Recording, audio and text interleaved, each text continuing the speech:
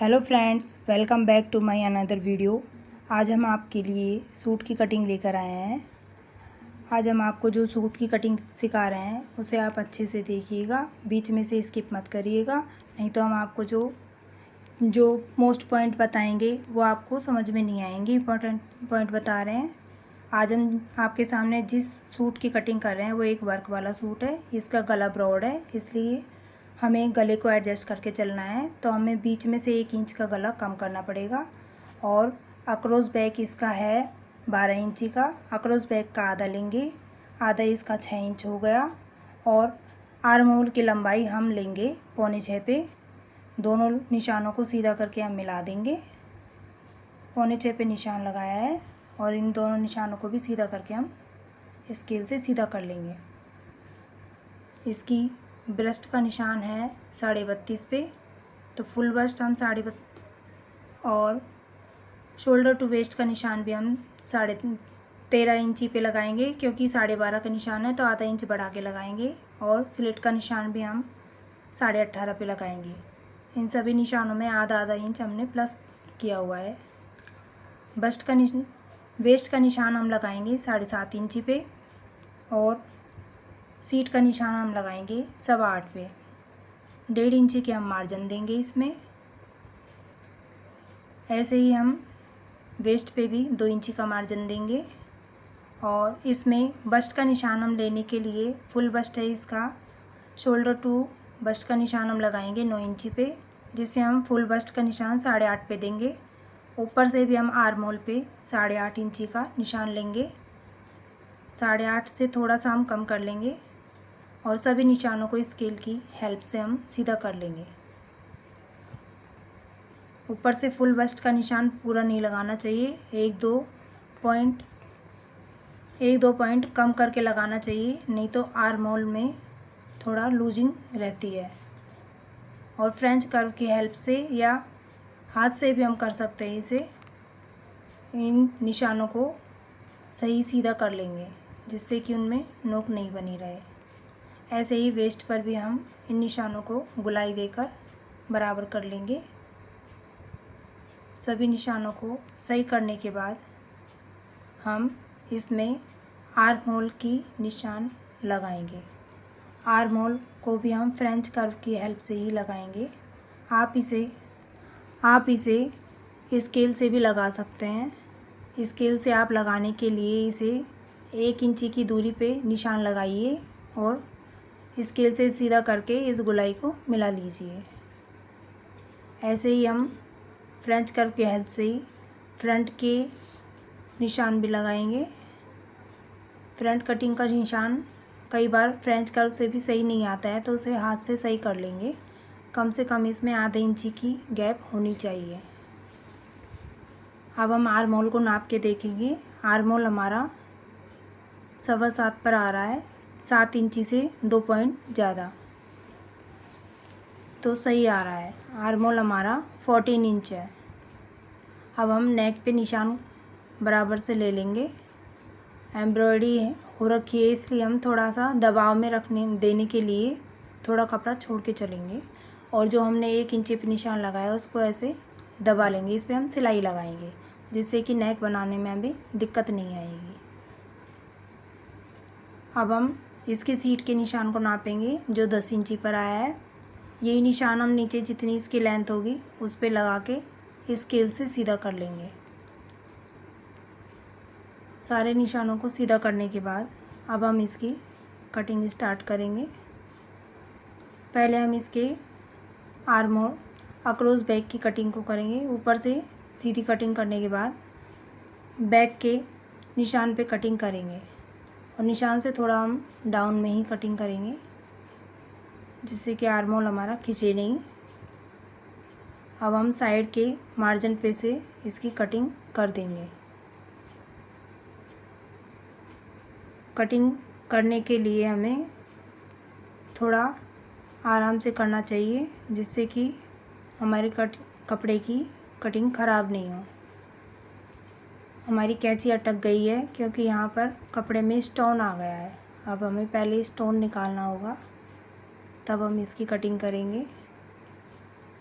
ऐसे कपड़ों में जिनमें वर्क होता है, इनमें कटिंग करने में बहुत दिक्कत होती है, तो हमें पहले नीचे से वर्क जो हो रहा होता है उसे हटाना पड़ता है, तब कटिंग होती है। अब हम बैक पार्ट की कटिंग करने के लिए कपड़े को फैलाएंगे। कपड़े को फैला लेंगे और इसको बराबर से करेंगे।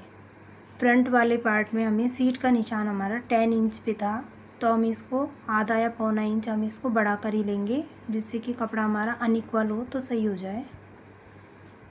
फ्रंट के पल्ले को उस पे जमाने के बाद अब हम इसकी कटिंग करते हैं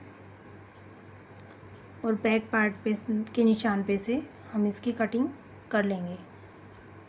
इसीलिए हमने आपसे फ्रंट पार्ट की कटिंग करने का भी मना किया था, क्योंकि अभी हमें बैक पार्ट कटिंग करना था।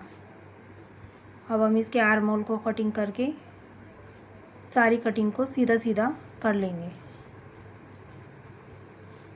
पूरी कटिंग हम पूरी फिनिशिंग से करेंगे, क्योंकि 2 पर्दे एक के ऊपर एक हैं, दोनों पार्ट ऊपर नीचे होने से कपड़ा हिल जाता है, इसलिए हमें कटिंग आराम आराम से करनी चाहिए।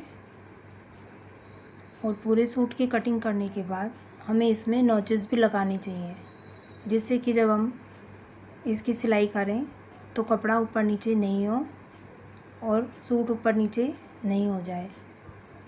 अब हम इसमें नोच लगा लेते हैं। नोचेस हमें लगाने होते हैं कमर पे और सीट वाले पार्ट पे। हमने इसमें नोचेस लगा लिए हैं। अब हम इसके बैक पार्ट में नेक की कटिंग का निशान लगाएंगे। बैक पार्ट में हमने नेक का निशान लगाने के लिए ऊपर से 2.25 ऊपर लगाएंगे। 2 इंच के बाद 2 पॉइंट और लेना होता है ऊपर से। और नेक की लंबाई हम इसमें 7 इंच है, तो उससे हमें पौना इंच बढ़ा के लेना है, क्योंकि हमारे ऊपर के दबाव में और गले के बनाने में भी हमारा दबाव में जाएगा, इसलिए हम पौना इंच बढ़ा के लेंगे। और नीचे से नेक की ब्रॉडनेस हम 2.5 इंची पे रखेंगे, यानी 2 सूत बढ़ा कर लेंगे।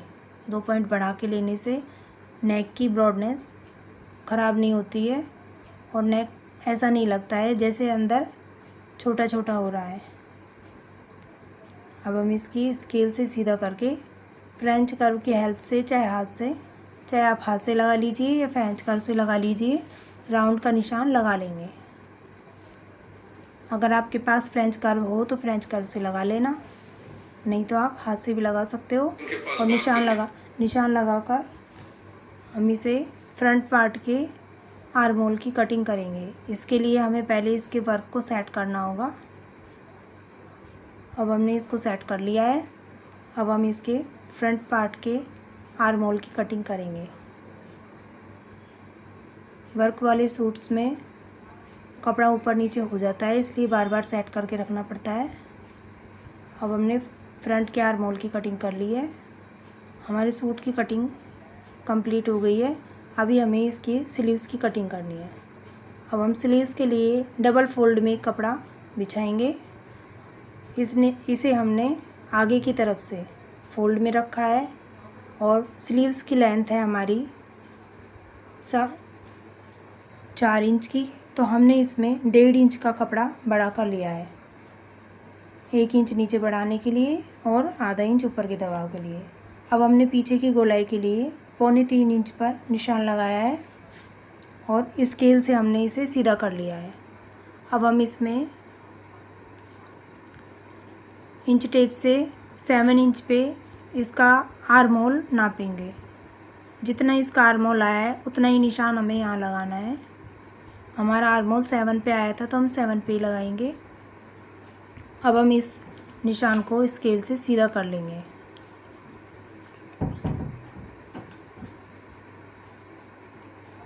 अब हम इसको इस लाइन को सीधा करने के बाद ये जो निशान आया है इसका आधे से थोड़ा ऊपर लेके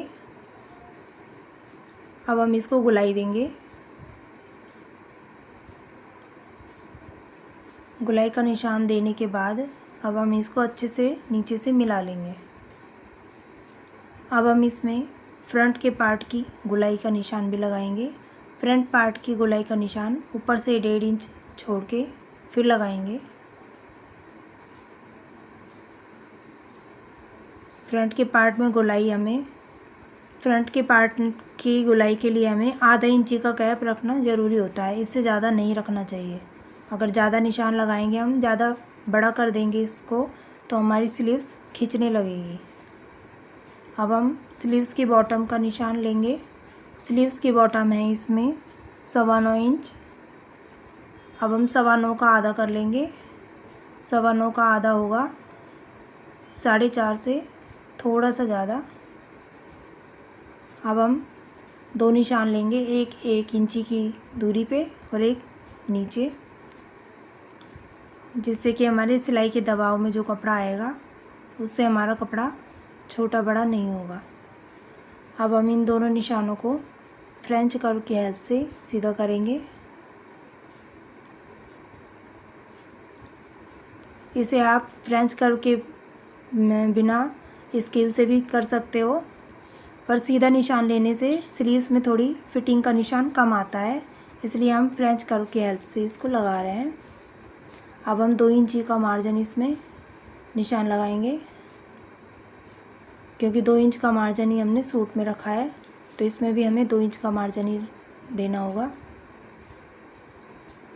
अब हम इसकी कटिंग करेंगे। आप देख पा रहे हैं हमने इसमें जो निशान लगा रखे हैं, हम उन निशानों पे से कैंची से स्लीव्स की कटिंग करेंगे। पहले हमने नीचे से कटिंग की है, अब हम इसकी गोलाई पे से कटिंग करेंगे। गोलाई पे कटिंग आराम आराम से करनी चाहिए, कई बार कैंची एकदम से सीधी चल जाती है, और ऊपर तक हम इसके आराम से कटिंग कर लेंगे। अब हम स्लीव्स को खोलकर सीधा कर लेंगे। अब हम इसके फ्रंट की गोलाई जो हमने दी हुई है, फ्रंट कटिंग को कट करेंगे। अब हमने इसकी गोलाई की कटिंग कर चुके हैं। अब हम इन स्लीव्स को आगे से कटिंग करके अलग अलग करेंगे, क्योंकि हमने दोनों स्लीव्स फोल्ड कपड़े में से कट निशान लगाए थे। अब हम इनको अलग करके दोनों स्लीव्स अलग अलग कर लेते हैं। तो आप देख पा रहे हैं अब हमने सूट की कटिंग कंप्लीट कर ली है। अगर आपको हमारी यह वीडियो पसंद आई हो और अच्छी लगी हो तो कमेंट बॉक्स में कमेंट करके ज़रूर बताइएगा, और ऐसी ही अच्छी वीडियो लाने के लिए हमारे चैनल को लाइक, शेयर और सब्सक्राइब कीजिए। आपके लाइक करने से हमारा मोटिवेशन बढ़ता है और हम ऐसी अच्छी वीडियो लाने और बनाने के लिए प्रयत्न करते रहते हैं।